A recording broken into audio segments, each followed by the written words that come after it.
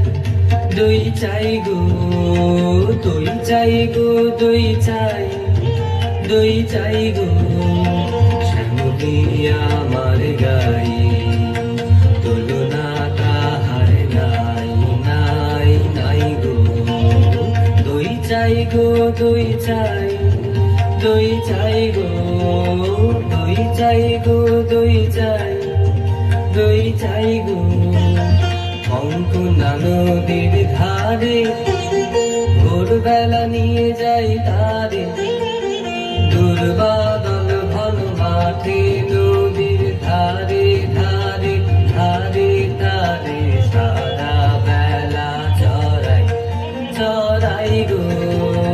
দই চাই গো দই চাই, দই চাই গো দই চাই গো দই চাই, দই চাই গো।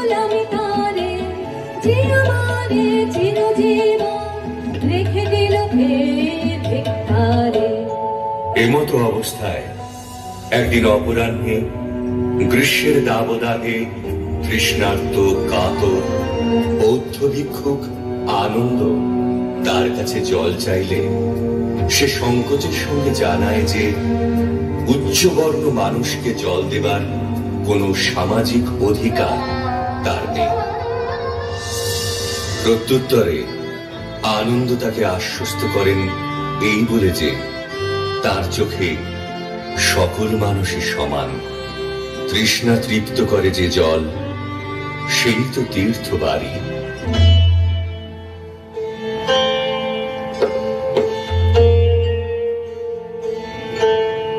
জল দাও জল দাও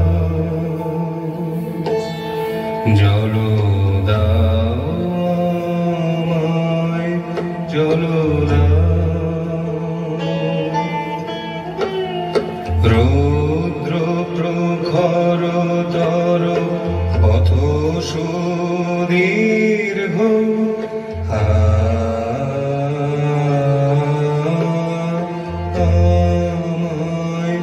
জল দাও। আমি তাপিত পিপাসিত, আমায় জল দাও। আমি শ্রান্ত,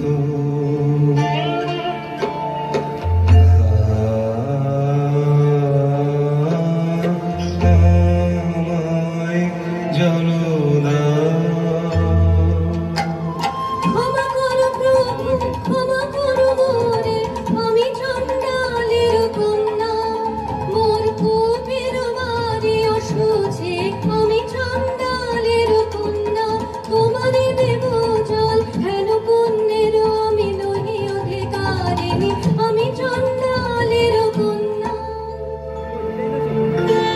যে মানব আমি, সেই মানব তুমি কন্যা।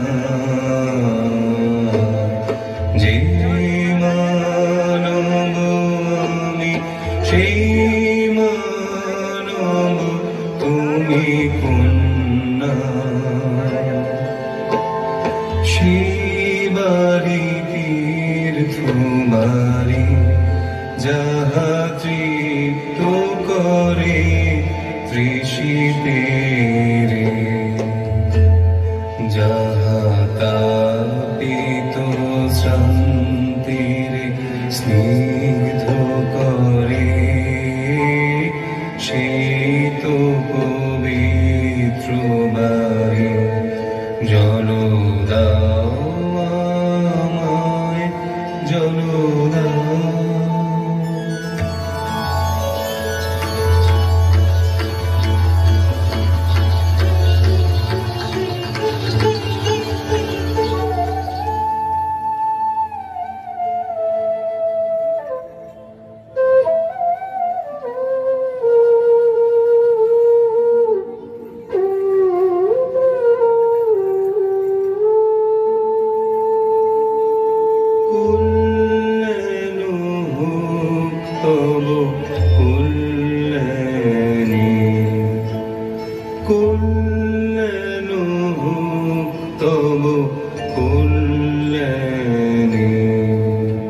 সেই একটি গণ্ডূষ জল প্রকৃতিকে অকুল সমুদ্রে তরঙ্গায়িত করতে করতে তাকে বুঝিয়ে দিল তার চণ্ডালিনী পরিচয় সম্পূর্ণ মিথ্যা।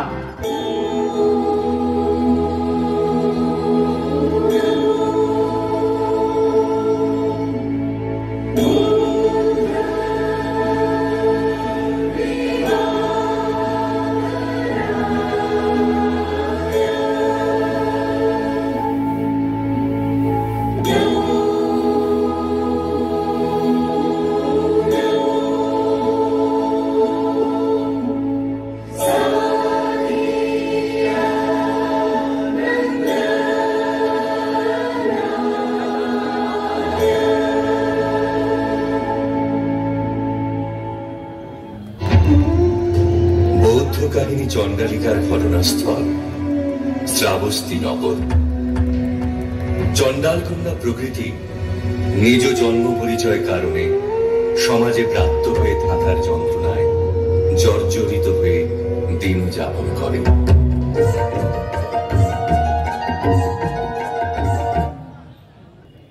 আপনাদের সামনে রাখলো, আশা করি আপনাদের মনোবিনায় স্থান পেয়েছে কলা ক্রিয়েশনের নিবেদন।